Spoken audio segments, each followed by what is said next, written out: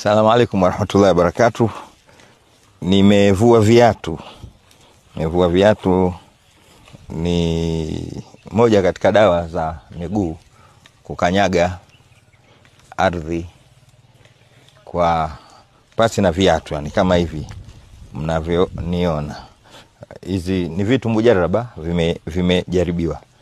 Na hapa nilipo, hilo mnaliona mbele ni ziwa Tanganyika. Nipo Kigoma mimi kabisa huku.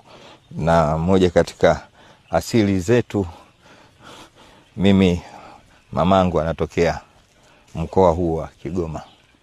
Lakini sio nilikuwa nataka kusema hilo kwa faida kidogo, kwamba sometime Mtume sallallahu alaihi wasallam anasema dau mardhakum bi akakiri ardhiha, watafutieni dawa wagonjwa wenu kwa mizizi ya kwao.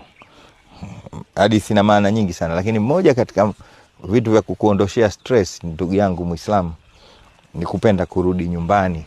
Ulizia wazazi asili yao ni wapi, ubabani kadhalika na umamani, kama hivi tunavyofanya. Lakini kuna faida kubwa sana. Mbele yangu ni ziwa Tanganyika. Lakini ninachotaka kukisema leo unaweza ukashangaa, lakini ni kitu cha msingi sana. Watu wamekuwa wanaogopa mitihani, na sasa imekuwa hatuwezi tena kuvumilia mitihani.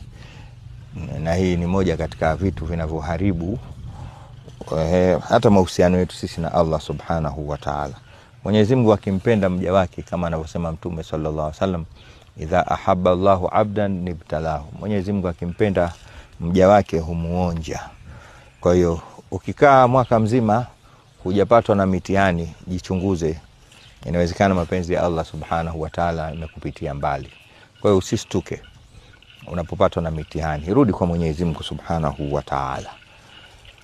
Mtume sallallahu alaihi wasallam huyo namalizia katika kipindi changu hiki cha leo, anasema ma min muslimin aswabatuhu adha shaukatun fama fawqaha illa kaffara Allahu biha sayiatihi kama tahutu ashajaratu waraqaha.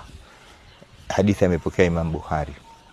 Anasema hakuna Muislamu yoyote atakayepatwa na kitu cha kumuudhi, hata kuchomwa na mwiba au juu au chini ya mwiba, akasubiri, isipokuwa kwa kile Mwenyezi Mungu humfutia makosa yake, kama vile mti unavyoangusha majani yake. Kwa hiyo kuchomwa na vimwiba, kupatwa na mitihani, kupoteza pesa, sometime kutukanwa, kutengwa, ni vitu